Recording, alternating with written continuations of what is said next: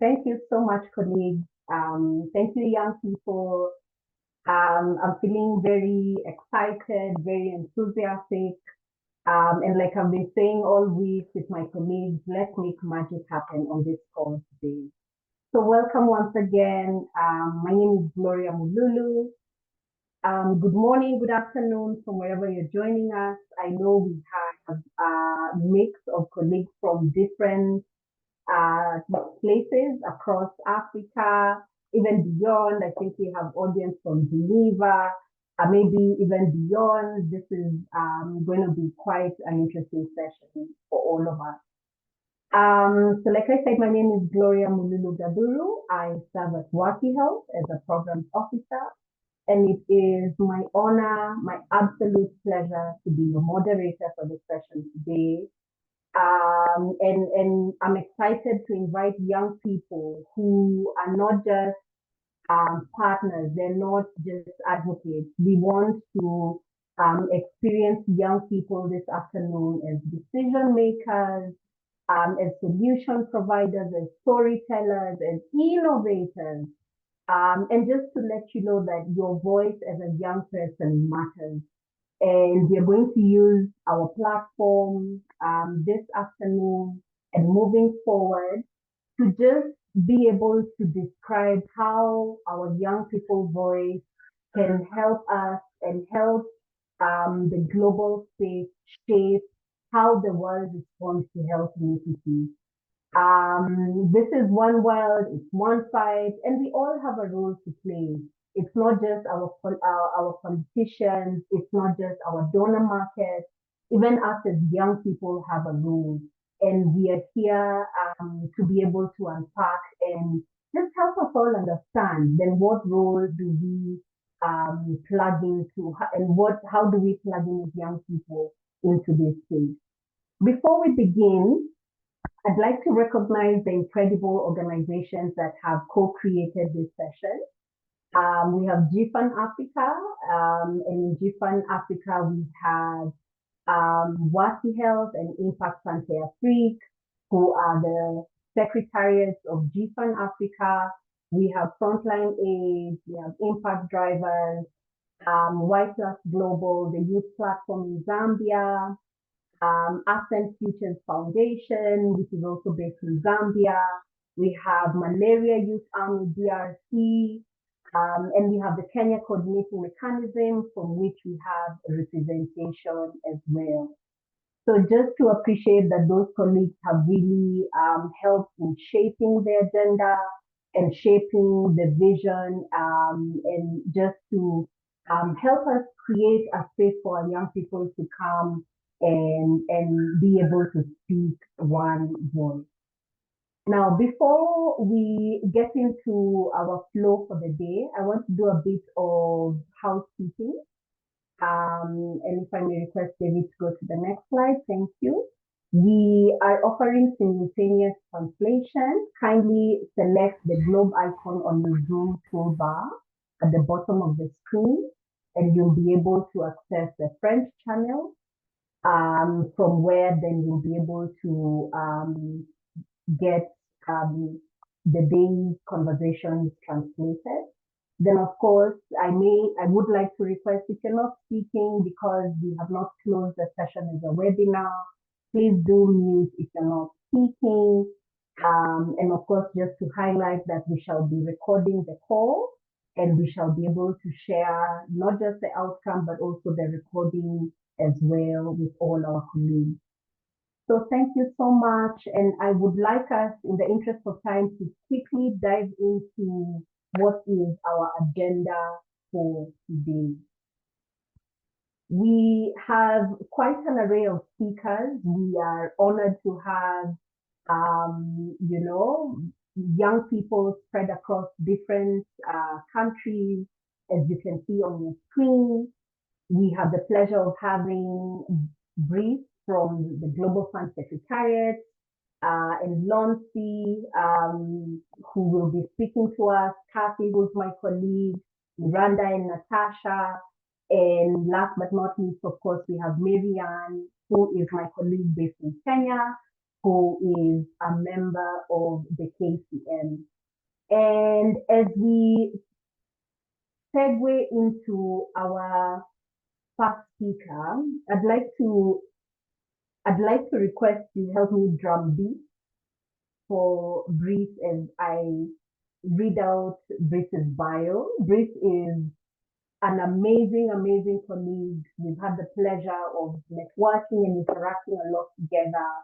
And Brice is a civil society advocacy associate specialist in the political and civil society advocacy department of the Global Fund to fight HIV, TB, and malaria. Brice previously served as a program officer for malaria and the COVID-19 response mechanism, that's C19RM, in the DRC, and for HIV/TB in the Mali country team. Prior to this, Brice coordinated technical assistance for the community engagement as part of the Community Rights and Gender Department Strategic Initiative. Brice has also worked and volunteered with NGOs in Peru, Burkina Faso, and Switzerland in the field of education and child rights. It's my absolute honor to invite Brice to the stage. Let us drum beat for Brice. Most welcome. Thank you. Thank you very much, Gloria. And good afternoon, everybody, or good morning, depending on where you are. And the honor is really mine to be here and to deliver the opening remarks to this powerful gathering of young leaders, experts, advocates, and change makers from across Africa. So as Gloria mentioned, my name is Brice Bambara from the Global Fund, and I'm very happy to be here, to be in that space where your voices, your ideas, and your leadership will shape the future of global health. So we are here today because, the stakes are high. The Global Fund is preparing for its 8th replenishment, and everybody's watching. And it's not just a financial moment, it's a moral one, because it's about whether we choose to invest in life, in equity, and in resilience, or if we allow progress to stall in the face of crisis. So as you know, since 2002, the Global Fund partnership, and when I say partnership, it's because you've all played a role in this, has saved 60 million lives. And that's not just a number. It's thousands, millions of young people who got to grow up, to dream, and to lead. But today, we're facing a lot of intersecting challenges. Climate shocks, economic instability, new pandemics, and persistent inequalities. And these challenges disproportionately affect young people, especially on the African continent, where over 60% of the population is under 25. And by 2030, 42% of the world youth will live on the African continent. This is why your presence here is important. This is why your leadership is not optional. It's essential. But now I think, it's important to talk about the reality, to see what we're facing right now. Every week, 4,000 adolescent girls and young women in sub-Saharan Africa become infected with HIV. Africa accounts for 95% of global malaria deaths and 70% of people living with HIV. Despite all the progresses that have been made, youth mental health, access to primary care, and reproductive health services remain underfunded and underprioritized. And as I mentioned at the beginning of my intervention, this year is a very important year for the Global Fund because we will be hosting our replenishment. And our investment case calls for $18 billion to save 20 million lives, to reduce the combined mortality rate by 64%, and to prevent 400 million infections between 2027 and 2029. But again, beyond these numbers, it's an investment in you, in your health, in your future, in your power. And when we invest in the Global Fund, we invest in youth-led innovative solutions like digital health tools and community-based care.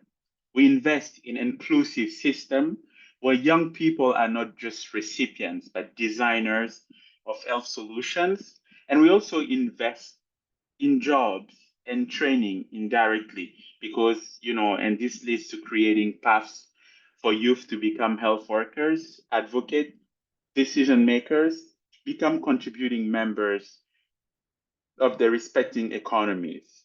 So I'm going to take this moment, to thank all of you for the work that you're doing. And I'm also including our communities and civil society partners, so beyond the youth leadership across Africa. And because it's thanks to your advocacy, your mobilization, and your commitment to equity that have been instrumental in sustaining the Global Fund mission. What you do is important, it is seen, it is appreciated, and it is needed. We also know that voices from implementing countries must be heard, especially young voices. You live the reality that we are trying to change. So your insight, your lived experience, your expertise and your solutions must shape the policies and investment that affects your life. The Global Fund is also proud to partner with African governments to work together during this difficult and complex time of uncertainty. Sometimes it might look like we're not present, but be assured that we're actually here. And sometimes we're working below the radar, but our mission is very important to be here to work for you and address the needs that you help us identify. Whether it's, pandemic preparedness, health system strengthening, or community-led responses, we are committed to walking this journey with you. And we are doing this with the support and the leadership of certain government. And as you know, South Africa this year is co-hosting the eighth replenishment of the Global Fund. And by doing that, they play a very pivotal role in rallying global support alongside other African champions, other governments, civil society, and youth network. They're helping to ensure that Africa's priority are front and center in this replenishment. So the leadership of South Africa is vital, and the solidarity is a reminder that this is truly one world, one fight. And this forum that is being hosted today is your platform to shape the narrative, to say that we are not waiting to be invited, we are already leading, whether it's through advocacy, storytelling, or organizing. Your voice will drive the One World, One Fight campaign forward. So today, as a young African person myself, I invite you to be bold, to co-create messages that resonate, to build network that lasts, and to imagine a future where every young person in Africa on the motherland has the health, the opportunity, and the dignity they deserve. Let's make this replenishment not just a success, but a turning point. Thank you. One world, one fight. And because I'm francophone, un monde, une lutte. Thank you very much. Thank you so much. That's such a powerful keynote address, and I'm so honored that Bruce, you could really just help us understand and unpack why are young people so important to this replenishment. For me, you said something that has stood out, that it's not just a financial target, colleagues, but it's an investment in the health, in the future, and the power of our young people. That is powerful. And besides the numbers, if there's anything you're going to take from our keynote address, just remember that this is not just a financial target. We are also speaking into the investment of our health and our future and the power of young people. Thank you so much, Bruce. Um, I would want to invite our next speaker. Our next speaker is based in Cameroon. Her name is Lonsi Laura, and she is from the Global Fund Youth Council. She's a Cameroon leader and an expert in advocacy, resource mobilization, human rights, and SRHR, with 9 years of experience in the HIV/AIDS space. She co-founded the Cameroonian Network of Adolescents and Young People Living with HIV and the West and Central African Network. Laura is a member of the Global Fund Youth Council and serves as a program director at WeCouch. She is also the executive secretary of the Young Girls and Women's League and heads the community legal clinic of WeCouch. Committed to amplifying the voices of her peers, Laura advocates for the participation of adolescents, young people living with HIV in a multi-sectoral response to HIV and AIDS. Laura, is the drum beat for you? The stage is yours.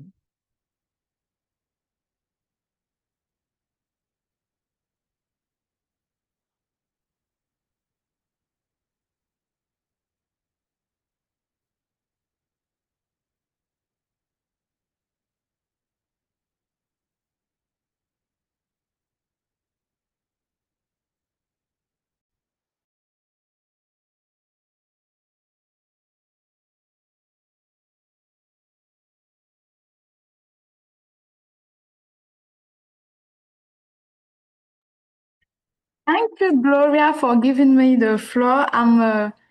Je suis tellement contente d'être avec vous aujourd'hui. Je suis Laura Lonsi, comme on l'a dit, je suis camerounaise et une voix de la lutte pour ces paix depuis l'âge de 12 ans. Donc, c'est toujours une joie pour moi de me retrouver avec les jeunes comme moi. Sans plus tarder, je vais commencer avec ma présentation. Les slides seront en anglais, mais je vais présenter en français.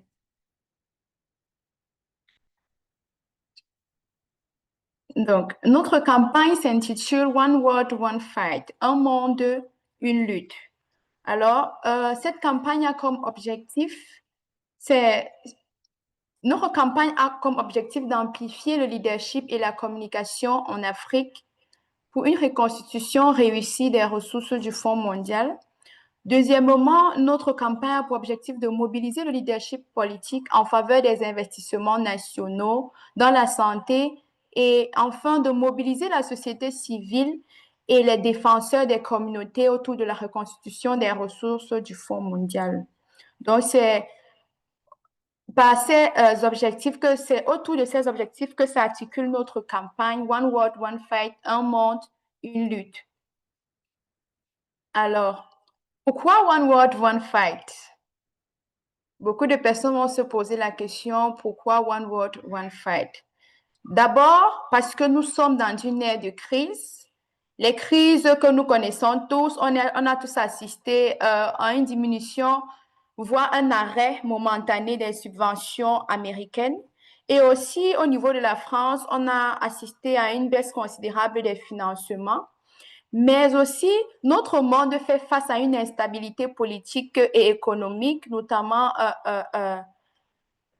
la réduction des financements, comme je venais de parler, mais aussi certains pays ne trouvent plus nécessaire de financer la santé. Ils estiment qu'ils ont des problèmes prioritaires par rapport au financement de la santé. Vu ces problèmes, nous avons encore le changement climatique et certaines autres pandémies. Nous avons assisté il y a quelques années à la COVID-19. Alors, face à ces différentes pandémies, on se pose la question, est-ce que c'est nécessaire d'aller en rang dispersé ou bien nous devons aller de manière unie? Donc, nous avons des interventions importantes que le Fonds mondial met en place. Et nous remarquons effectivement que ces crises auxquelles nous assistons continuent d'exacerber les inégalités et de renverser les progrès que nous avons réalisés dans la lutte contre le VIH, la tuberculose et le paludisme. Et nous devons le savoir, aucun pays ni région ne peut résoudre ce défi seul. Alors, il est question que nous tous ensemble, que nous nous mettons, comme nous avons ici le forum des jeunes, que nous nous mettons tous ensemble pour bâtir ce changement, pour créer, pour provoquer et obtenir ce changement. Alors, notre campagne est effectivement, comme je le disais, One World One Fight, le pourquoi. Premièrement, j'ai parlé des crises qui nous minent, mais deuxièmement, c'est un mouvement social à nos mémoires. Depuis des décennies, la lutte contre le VIH, la tuberculose et le paludisme témoigne de la puissance de la solidarité mondiale. Les crises de notre époque transcendent les frontières et les cultures ainsi que les générations. Et notre réponse doit faire autant. La réponse à ces pandémies, notre réponse, notre engagement doit faire autant. Notre manière de plaider doit faire autant. On doit pouvoir transcender ces crises qui nous minent. Donc, globalement, notre campagne s'articule autour de ces points. Et le dernier point, c'est le pouvoir de partenariat. Nous savons tous que le Fonds mondial fonctionne avec un modèle de partenariat. Nous avons donc un rôle à jouer dans la création du changement transformationnel dont nous avons besoin. Les communautés, la société civile, les dirigeants politiques, les institutions et d'autres parties prenantes doivent collaborer pour bâtir un monde plus sain et plus équitable.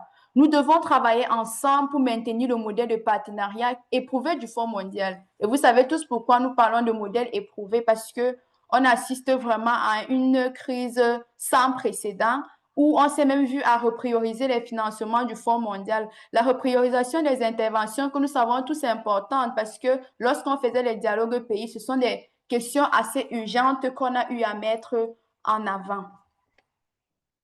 Alors, comme je l'ai dit, 4 messages clés pilotent notre campagne One World, One Fight, c'est-à-dire un monde, une lutte, à savoir oser faire plus, augmenter les ressources domestiques pour la santé, ne laisser personne de côté, mettre en avant les communautés. Qu'est-ce qu'on entend par oser faire plus? Qu'est-ce que le message oser faire plus véhicule? Ce message véhicule que les dirigeants africains doivent penser au-delà des défis d'aujourd'hui pour l'avenir du continent le plus jeune du monde et s'engager avec audace et l'inspiration de leur jeunesse, à mettre fin aux épidémies et à bâtir un avenir sain pour l'Afrique et le monde. Nous devons mettre en lumière le leadership africain en matière de financement de la santé, des cadres politiques innovants et d'investissement dans les programmes efficaces pour inspirer l'action des parties prenantes mondiales. Ici, si on peut se résumer, nous demandons à nos dirigeants de oser créer un changement durable, de prendre des engagements audacieux qui reflètent l'énergie et l'ambition du plus jeune continent que nous sommes. En même temps, nous reconnaissons que les solutions politiques et les programmes innovants provenant d'Afrique ont besoin de plus de visibilité et d'attention. Nous devons donc aider en tant que communautaires et jeunes engagés à combler cette lacune.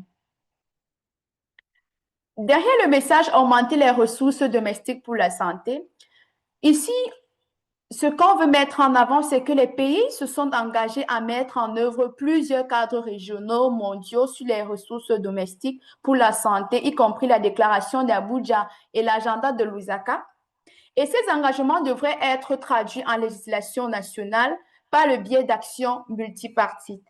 En 2024, 23 pays africains ont augmenté leurs dépenses en santé en pays et ont augmenté leurs dépenses en santé en termes de pourcentage du PIB par rapport au niveau de 2023. Ici, on veut mettre en avant l'apprentissage interpays et le partage des meilleures pratiques qui peuvent aider à renforcer la volonté politique. Certains pays se disent que bon, ils n'en ont pas assez, ils n'ont pas assez de ressources, par conséquent, ils ne peuvent pas réellement investir dans le Fonds mondial ou contribuer suffisamment.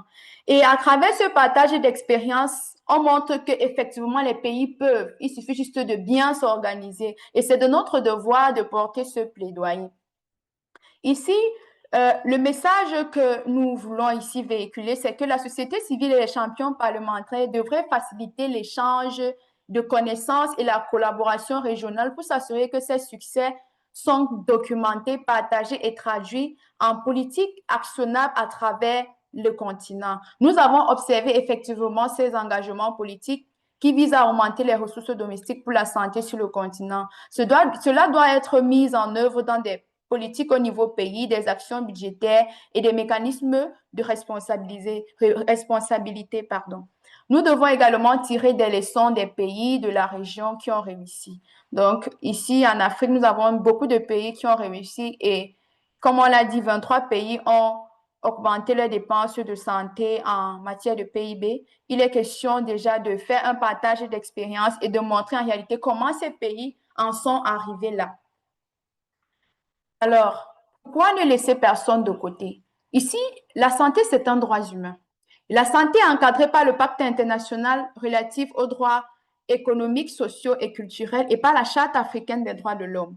Alors, le pacte international relatif aux droits économiques, sociaux et culturels, adopté en 1966 et entré en vigueur en 1976, en son article 12, garantit que le droit à la santé, c'est le droit de chaque personne à jouir du meilleur état de santé physique et mentale. Les États doivent prendre les mesures pour assurer la prévention et le traitement des maladies, y compris le VIH, la tuberculose et le paludisme. La Charte africaine des droits de l'homme s'aligne également des droits de l'homme et des peuples. En son article 16, s'aligne également en soulignant que le droit à la santé, que toute personne a le droit de jouir du meilleur état de santé physique et mentale qu'elle soit capable d'atteindre.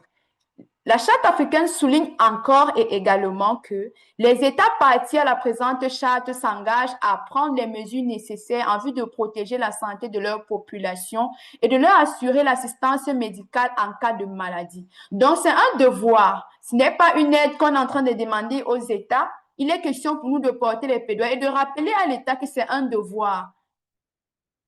C'est un devoir pour eux d'assurer la santé de leur population.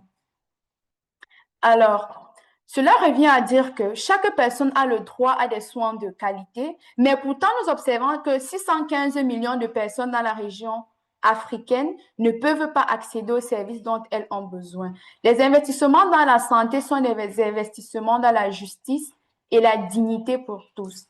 Les investissements du Fonds mondial dans les programmes dirigés par la communauté et les programmes fondés sur les droits ont amélioré l'accès à la prévention et au traitement du VIH, au traitement de la tuberculose, mais aussi aux interventions contre le paludisme parmi les populations.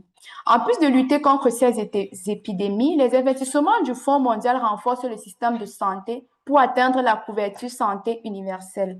Nous devons continuer à soutenir ces investissements dans la santé qui sont axés sur les droits et centrés sur les personnes, améliorant ainsi l'accès aux soins de santé pour toutes les personnes et partout. Alors, pourquoi les communautés d'abord? Le Fonds mondial collabore avec les communautés d'Afrique subsaharienne. Nous sommes tous ici en Afrique subsaharienne pour concevoir et mettre en œuvre. En fait, ce que je fais comprendre ici, c'est que le Fonds mondial collabore avec les communautés d'Afrique subsaharienne pour concevoir et mettre en œuvre les programmes ainsi que pour les surveiller. Alors, en concevant les programmes avec les communautés, ces programmes répondent aux besoins et aux défis des communautés sur le terrain. Les programmes dirigés par la communauté réduisent les barrières à l'accès aux services de santé, renforcent les services des soins et améliorent les résultats. Les programmes de santé les plus efficaces s'appuient sur les compétences des communautés et soutiennent leur engagement et leur leadership constant. Alors, on ne peut pas penser à concevoir des programmes sans mettre en avant les communautés. Quand je parle des communautés ici, je parle des jeunes. Je parle de nos grands frères, les adultes. C'est toute notre expertise qui contribue réellement à ce que les actions qui sont portées par le Fonds mondial puissent aboutir à des résultats concrets. Alors, le message ici qu'on véhicule, c'est que les communautés sont des experts et des co-créateurs. Nous devons prioriser un financement à long terme et stable pour des réponses dirigées par la communauté qui réduisent les obstacles à l'accès aux services de santé pour tous. C'est l'une des raisons pour lesquelles les modèles de partenariat comme le Fonds mondial doivent être soutenus. Parce que le Fonds mondial, c'est cet exemple qui montre que sans les communautés, nous ne pourrons pas aboutir aux résultats souhaités. Nous ne pouvons pas provoquer le changement. Alors, pourquoi le Fonds mondial est important pour le développement des jeunes? Le Fonds mondial s'appuie sur la santé comme fondement des opportunités. Premièrement, le Fonds mondial assure la santé des jeunes en les protégeant du VIH, de la tuberculose et du paludisme. Et une bonne santé est essentielle pour l'éducation, l'emploi et l'engagement civique. Cela constitue des piliers fondamentaux du développement des jeunes. Le Fonds mondial investit également dans le leadership. Oui, le Fonds mondial investit également dans le leadership. Et comme on le dit, le Fonds mondial contribue à construire des systèmes de santé résilients pour l'avenir. Alors, comment les jeunes peuvent-ils s'engager dans les efforts de reconstitution? En utilisant leur voix pour sensibiliser, en participant aux activités de campagne, en plaidant auprès des décideurs et enfin, en mobilisant votre communauté autour des enjeux du 8e du Replenishment. Pourquoi le plaidoyer des jeunes est crucial? Les jeunes ne sont pas seulement des bénéficiaires, nous sommes des acteurs du changement. We are the change makers. Alors, votre expertise, vos histoires, votre énergie et vos réseaux peuvent influencer la volonté politique et les décisions de financement. La campagne One World, One Fight montre que nous sommes la preuve vivante que ce partenariat du Fonds mondial rend possible. Je vous remercie.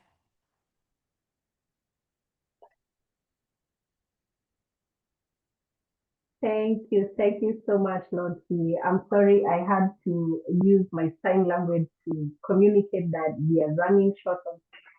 Thank you for being so passionate. Thank you for sharing with us all the way from Cameroon and for reminding us why young people are truly, truly important in carrying out this advocacy for this replenishment. Thank you for reminding us that we have a space.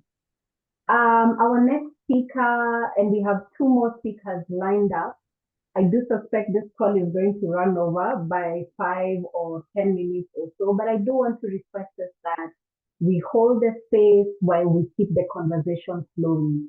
And thank you for the colleagues who are still joining us in. Just to let you know that we do have translation available. Please select the globe icon at the bottom of your Zoom screen, and you will be able to access the translation channel. It is my absolute honor to invite Kathy, my sister, my colleague at Waki Health. Kathy leads our communication department.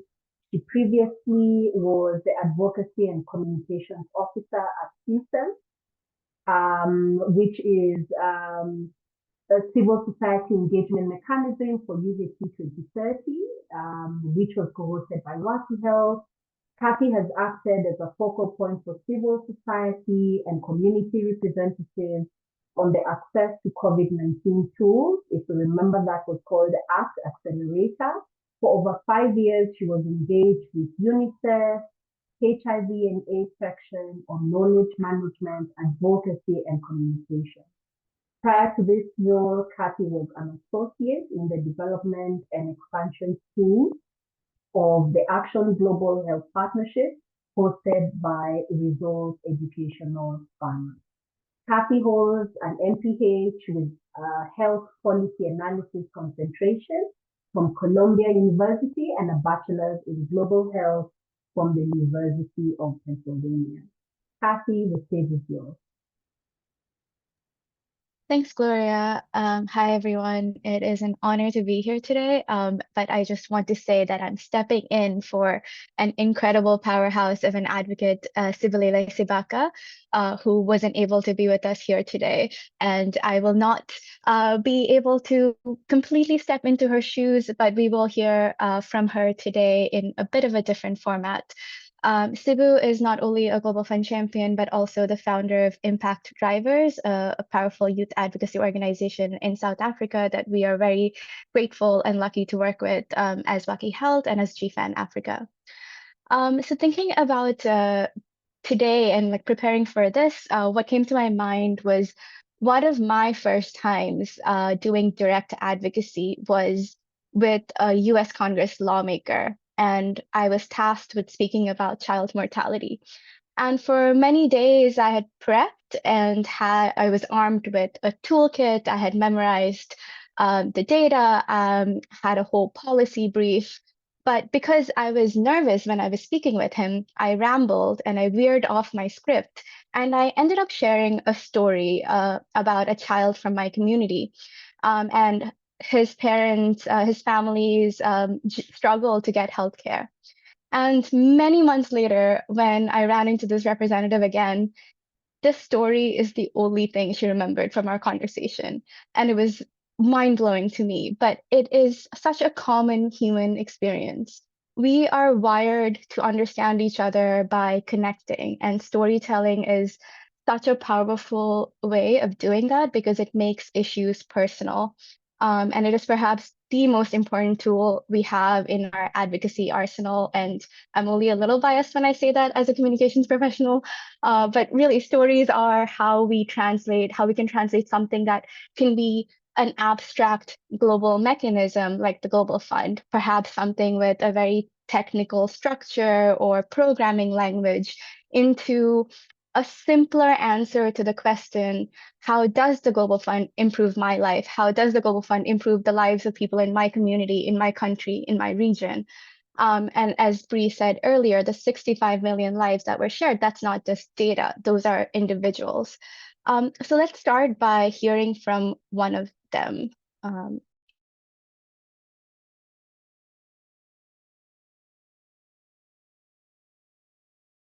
Every day, I laid out my father's pills and made sure he took each dose. I didn't know he was dying of AIDS. I just knew his medicine mattered. It was a ritual of love, responsibility, and resilience. Look at this pattern. Every shape, every pill tells my story.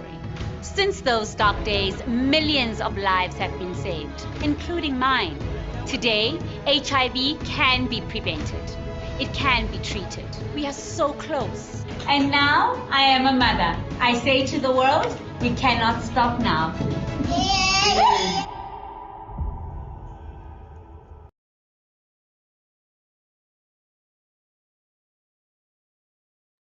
That was a beautiful, powerful video from Sibulele Sibaka from the Global Fund. And it really shows the power of storytelling and brings that story to life. Apologies, just getting my slides.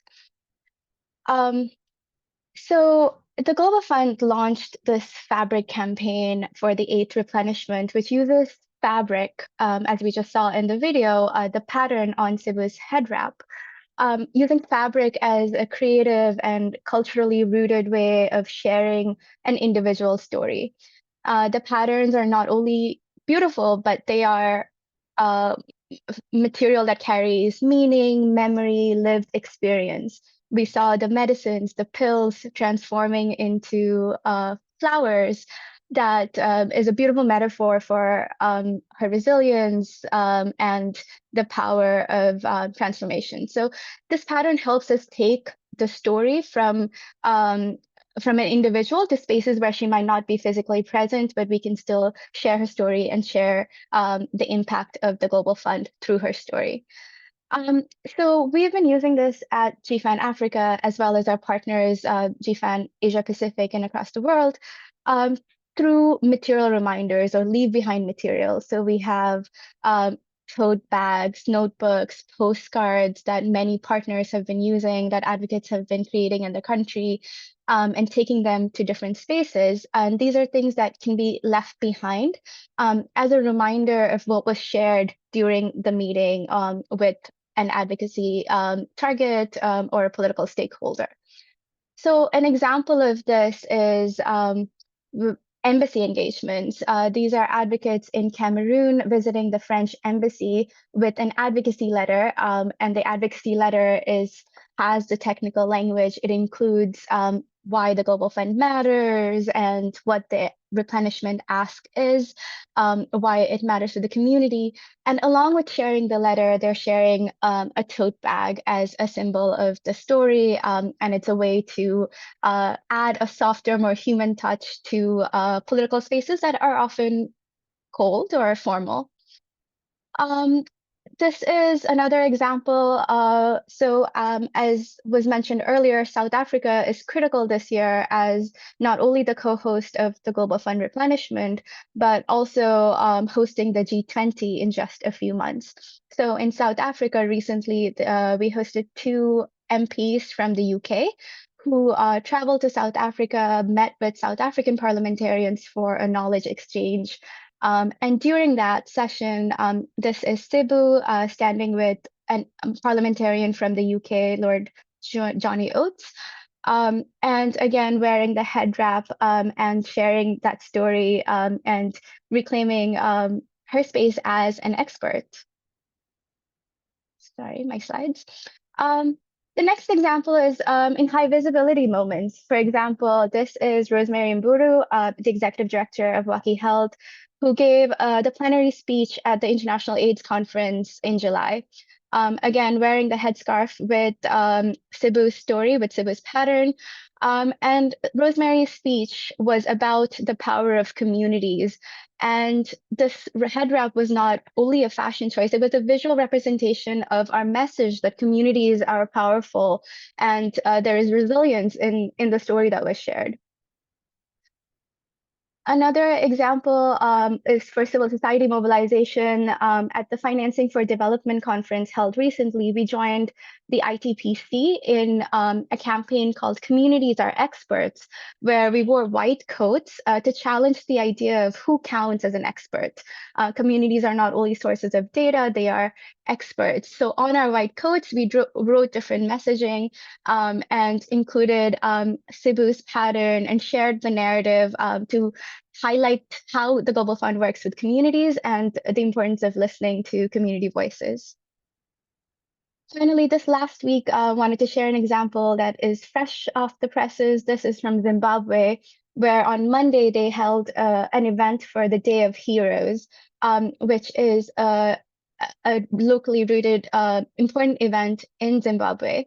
And we tied it to the idea that, you know, in Africa, fabric has a lot of meaning. It is a symbol of heritage. It has been used for storytelling for generations. So brought in the fabric for this Day of Heroes celebration.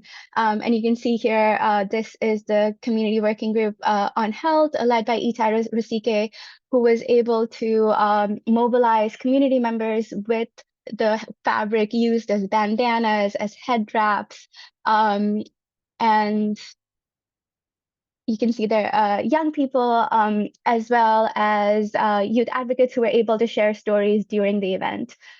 We will hear more about this particular event on Tuesday's call with the GFAN Africa network, and we hope to see you all there and hear more about the work in Zimbabwe, as well as how the campaign is moving forward in Zimbabwe.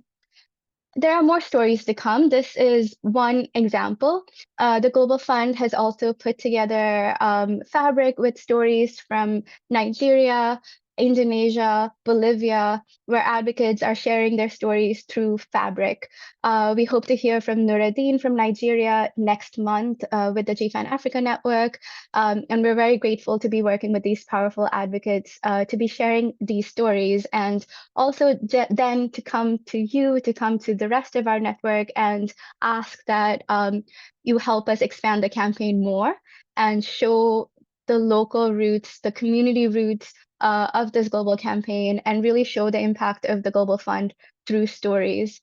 So I know we're out of time, but would love to hear other ideas of what else we can do and how we can support young people in their advocacy to use either these stories or to amplify their own stories in a way that is meaningful to this community. So I'll close it here, and Gloria asked if there's time for feedback. If not, we'll come back after the next session. Yeah, thank you, Kathy. I think I want us to pause there because time is really well spent. But just to appreciate and acknowledge that truly there are many different ways we can activate the fabric. I came onto the call wearing my head wrap just to show that, you know, these are the different opportunities that our young people can be able to amplify the fabric campaign. I see Christine's hand is up. I do want to invite our next speaker. We have one more speaker to go, but I can request Christine to please drop your question or your comment on the chat, just so that in the interest of time, we can be able to really go through our entire agenda this afternoon. Thank you, Kathy, for that. I'd like to introduce our next speaker. This is Miranda and Natasha. These two amazing young ladies are based in Zambia, and I'll begin with introducing Natasha. Natasha is a youth leader, a public health advocate, and a project officer at the Youth Platform 360. They are driving change for adolescents and young people in Zambia. Natasha is passionate about HIV prevention and SRHR, and empowering young people, that is youth voices, to shape a healthier and brighter future. Her colleague Miranda, who will also be sharing that, is a public health advocate at the Youth Platform CYP 260 with 7 years experience advancing health equity, particularly in SRHR and among vulnerable populations. She began by mobilizing peer groups for HIV prevention, SRHR education, gender equality, and later assumed leadership roles. She currently serves as a youth consistency member on the Global Fund CCM and as a PEPFAR Youth Advisory Council Secretariat member, and has also previously chaired the District HIV/AIDS Task Force. Miranda and Natasha, holding forth for you. The floor is yours. Please allow me to just let you know we have very limited time on the call left, but I'm sure you'll be able to utilize the remaining minutes. Over to you. Thank you very much, Gloria. It's really great to be here, and just like to welcome everyone and ride on the protocols that have already been observed in the meeting. So I'll just give you a quick context of the GFAN and TCAD. And in this session, we are going to develop some messages from the TCAD as we celebrate Japan's leadership and the Global Fund's impact. So just a quick context on the GFAN and the TCAD. So I'll start with the TCAD, just to mention that the TCAD is a Tokyo International Conference on Africa, African development. So it's an important policy for us and a political moment for us because it's hosted by the government of Japan, the African Union, and other partners. So its focus is the economic growth and the peace and security of Africa, including health. The theme for this year's TCAD is co-create innovative solutions with Africa. One of the course-cutting approaches is empowering youth and women. And I'm sure we all know that we are currently in the Women's Month. And so this session comes during a month that reminds us that health investments are not only about saving lives, but are also about empowering young women, girls, who are often at the center of health care in their communities and in the community with resilience. So as we just heard from the previous speakers, the Global Fund is an important mechanism that also aims to end the epidemics and strengthens health systems, especially in Africa. So why the TCAD? Why is this moment critical to us? So this moment is critical to us because Japan has historically been a strong companion for the global health. they have they are currently the 5th largest public donor to the Global Fund. So that is why we are here to celebrate Japan and the TCAD. However, the link in other countries today, like in other countries today, we have a concern around donor fatigue, and we need more advocacy to protect and sustain investments in health. And so that is why we have come here today, and TCAD is a key opportunity for us to ensure that Japan reaffirms the support that we need, and to make a strong pledge for Global Fund. So as young and youth advocates, your voices can influence this narrative. And so we are calling upon you to ensure that we shape up messages today that will make sure that women's and youth voices in health and the needs of these young people and the women are heard in our advocacy. So I'll just hand over to Natasha, and she'll guide us on what we are doing next. Thank you so much, Miranda, for that insightful introduction to the Tokyo International Conference on Africa Development. And this makes my task really easy right now. So in the next 10 minutes, we will co-create strong advocacy messages for TCAD, celebrating Japan's contribution towards the Global Fund and inspiring continued partnership on health equity. So right now, we're going to use a platform called Mentimeter. But before we go through that, we want to create short messages, which are powerful messages that show why the Global Fund matters and for us, and why Japan must keep investing. So I'll just give a practical example on how we are going to share your messages. I'll just give like a practical example of how you're going to answer to the question that is on the screen. So you're going to drop a message that speaks or goes something like this, to say the Global Fund, or why TCAD partners should continue investing. So the Global Fund gives young people a chance to live, learn, and lead. That is one of the messages that you can drop in the chat.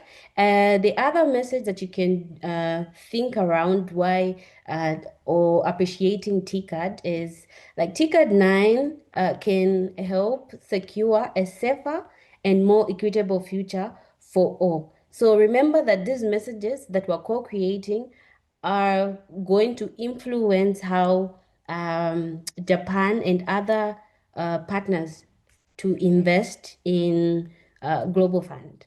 So I'll take it back to Miranda to just take lead on the question. All right, thank you very much, Natasha, for that. So we are using Mentimeter today, and we have two quick questions. We have the question appearing on the screen right now. And the first question is, in one sentence, what do you want Japanese leaders to hear about, and why must they keep supporting the Global Fund, especially for women and youths and girls? So let's be youth focused, ensure that our messages are youth focused, ensure your message is clear and it should be bold enough. So we will go ahead and use Mentimeter. A link I believe has been shared on the chat. And if not, you can just go ahead and search for Mentimeter on your website, and you should be able to use the code 11884845 to join Mentimeter. Okay, I hope that's clear. Please let us know through the chat if you're having any challenges, and I'll allow Natasha to come in as well. Okay, so just to re-echo what Miranda has mentioned, if you're using your phone or your laptop, you can just open your browser and then you type in menti.com, and then, oh yeah, thank you, Gloria, for sending the link. So the link has been pasted in the chat, and You can use, if you haven't managed to use the link, you can go to the website and then just type in menti.com, which is MENTI.com. Then you use the password that has been shared in the chat, or I can read it out, which is 118848 and 45. So I see messages have started coming in. So there's a message saying Global Fund helps create a more equitable future for all. We need to end the deadly TB, HIV, malaria epidemics for progress. Thank you so much for that. We have another one saying investing in Global Fund means securing the future for a healthy and empowered youth. Thank you so much for those that are able to use Mentimeter. The other one is continued Japanese support to the Global Fund means giving young people in the most affected communities a fighting chance to lead healthy, productive lives and end epidemic for good. Thank you so much. One of the other response is prevention intervention. Yeah, that is good. In prevention interventions. The other one is we cannot talk about economic development without foundational investments in health. True, that is true. We have another one saying Japanese leaders must continue supporting the Global Fund because investing in the health of young people today builds resilience, productive generations that will shape a stronger, healthier world too. Thank you so much. If you are still failing to send messages, please check the link in the chat and also just follow the link and enter the code.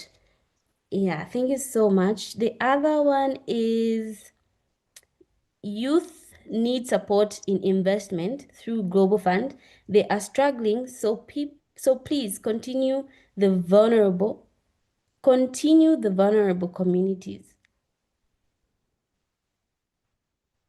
Okay, so I'm sure they were trying to say continue the funding to help vulnerable communities. Then the other one says investing in Global Fund secures the future of young people across the world, the future of humanity. Thank you so much for those responses. Remember that this is our chance as young people to create some messages. Like Sibu's story said, or is reminding us why we cannot stop now. So bring those messages so that we're able to appreciate what Japan's past support for health equity has been. Can we move to the second question? So the second question is reading as how can we show appreciation for Japanese past support for health equity and gender equality while inspiring action for the future? How can we show appreciation for Japanese past support for health equity and gender equality whilst inspiring action for the future? So you can also just drop in your comments or your responses using the same method, using Mentimeter. Thank you. I've seen, oops.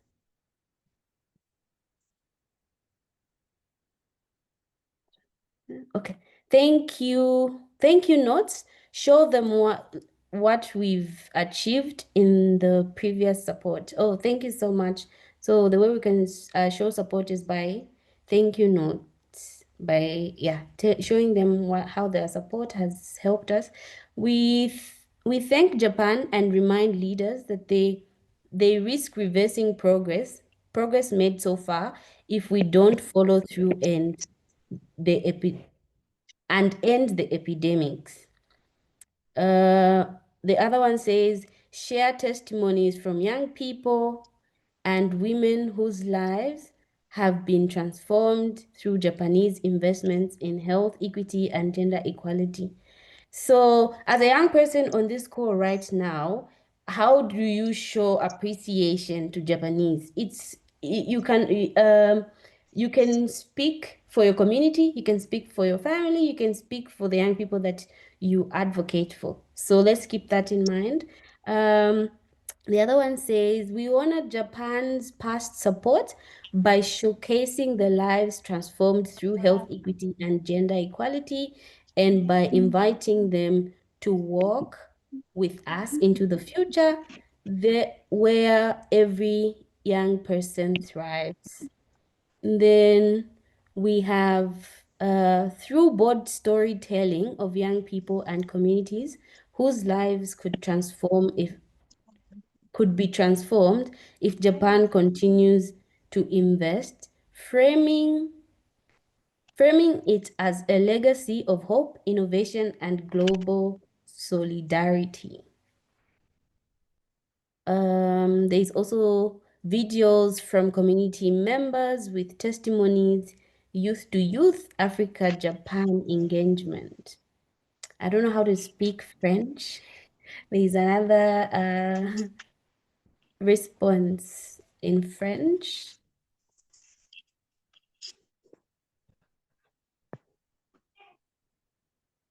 Oh, okay. Thank you so much. Okay, thank you so much. Youth can share personal stories and testimonies about how support has definitely impacted their lives. This can be done through various social media platforms, blogs, or local news outlets. I'm sure that if you joined the call when Kathy was giving her presentation, you'd see how, or you watched some of the videos of how young people, or people that have benefited through Global Fund has impacted many young people's lives. I don't know if there's, okay. So through youth voices, emphasize how sustaining and increasing support can build on these achievements to fully eliminate barriers to health and equality. All right. Thank you so much. That was great, Natasha. Thank you, everyone, for actively participating. We will definitely keep this Mentimeter space open for us to continue submitting our messages. Let's keep in mind the questions that we have and respond to them through the Mentimeter. That will be left open for us due to time. We may not do other things that we thought we could do on this course, such as just getting a quick poll on what we think, which messages we think are appropriate for us to use, and I'm sure we can do that later. So for now, we will just wrap this session up. And just to mention that these messages that you have shared will be clustered together, and they will go to the GFAN advocacy, and we will use them for the TCAD 9, and we will also include them in the Youth Forum communique. So also just to be reminded that we are in the Women's Month, and we will share these messages during our commemoration.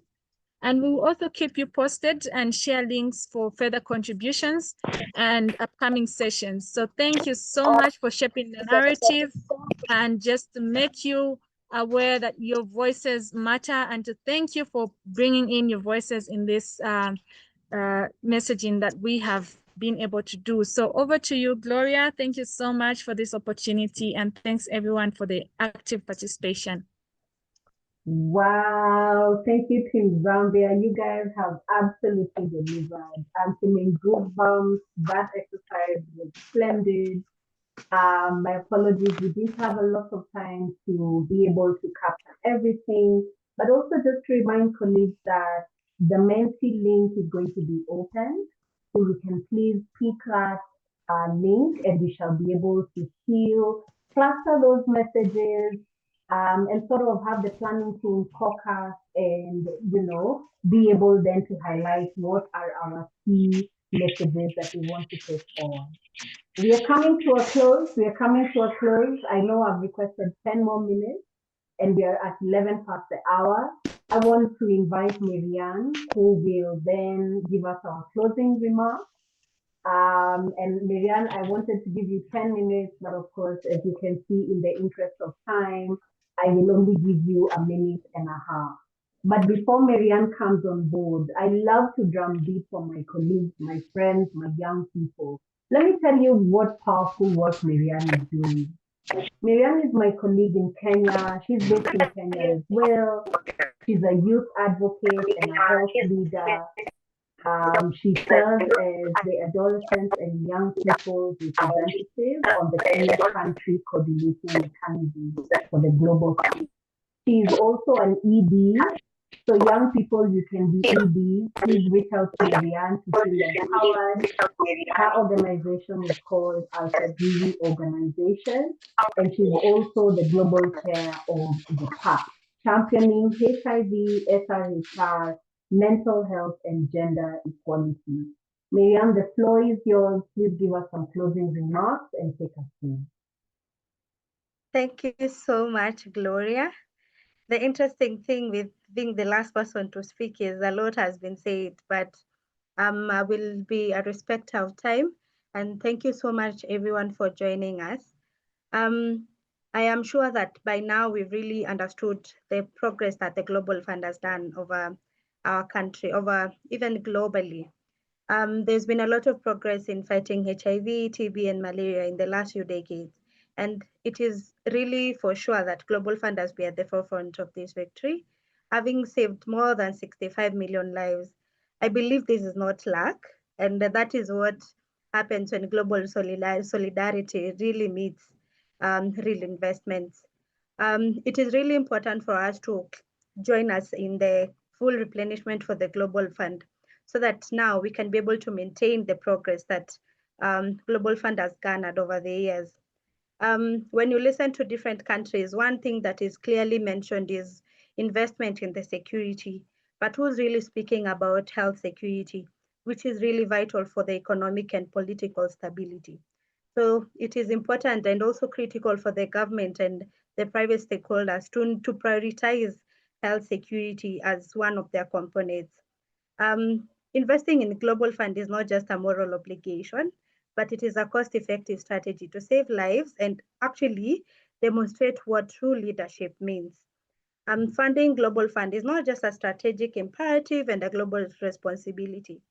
Honestly, it is a very cost-effective strategy because the cost of inaction report that was generated by UNAIDS really showed what not investing in sexual reproductive health means to an adolescent girls, to even adolescent boys and young men. So this is a very cost-effective strategy to ensure that the healthy future for all, especially adolescents and young people who are the leaders right now and the leaders who will build systems that will be good and will be sustainable for their own futures. I think this year, the message is very clear because now the funding basket has really shrinked. And even the progress that we've garnered over the years is almost being swept away. But I love that Global Fund has not changed its statements. I am glad that Global Fund has not changed even its strategy on letting communities lead and letting communities be at the center. So because this is the only critical component that is left to recognize our existence as young people, even as young people living with HIV, then all our government, all our private stakeholders need to join us in this fight because it is one fight for all of us. And I think as I clear, this investment it's not just for now. It's not even up to 2030. It's beyond 2030. I usually say you're only HIV negative because maybe you probably had sex with someone who is adhering really well to their medication. you're not suffering from TB because one person who was infected with TB decided to take that medication. And there was a lot of investment towards this person to ensure that they're being able to take their medication, and there is that support system to ensure that they are adhering to their medication. So who exactly has been supporting that? That has been Global Fund. And even from me and Miranda, who are really critical in the country coordinating mechanism to ensure that the needs and priorities of young people in the Global Fund, even in the grant writing, is really prioritized. Then I think everyone here should really join the fight so that now the next person who takes after me, or even the next person who takes after Miranda, will not be able to go through the same thing that we are going through over and over. Because even as you look at the data in Africa on who exactly is leading the new HIV infection, it is us as young people. So because Global Fund is putting us at a critical space where we are able to close in the tap, then kindly join us, every other young person and every other person. This is not just for us, it is for everyone in the world. Thank you so much, Gloria. Over to you. Thank you, Marianne. And as we close, I want us to do what we all do. If we were in a physical meeting, I would have asked you to please put up your brightest smiles and let's take a photo. So I'm gonna ask you to please come on camera, and I'm going to request David or Kathy to support with just taking photos. Let's make this event memorable. I think we've made magic, colleagues. We've made magic. Today, we have achieved a youth forum that is for the young people and the voices across Africa. We would not have done this without all of you. So thank you so much. I see familiar faces. I see you, Moblesi. It's awesome to have you join us. Thank you, Team Zimbabwe. Thank you, Brenda, for joining us from Kenya. I sound like a radio show, but I'm passing time also waiting for either Kathy or David to tell us that they're good to go for us to take a photo. I see you, Lisa. Happy to have you all with us. Thank you for joining. All right. So big smiles, beautiful smiles all over. There we go. I like that. More people are joining. 1, 2. See, more people are joining, so maybe just a sec. We're going to say one world, one fight with the biggest smile possible, yeah?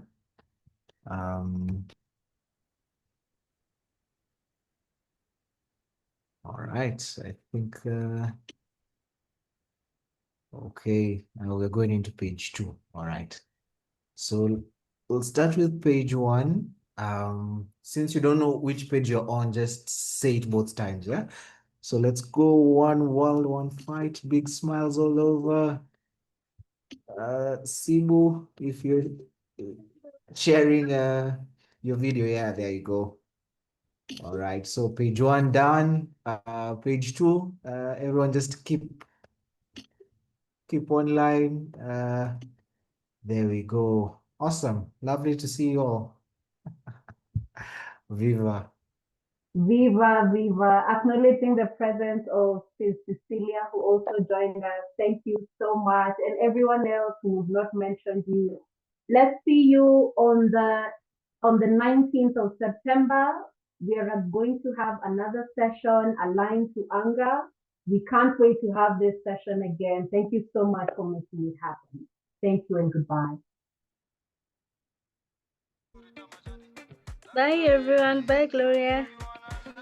Bye, everyone. Bye, everyone. Bye-bye. Hope to see some of you in Unga.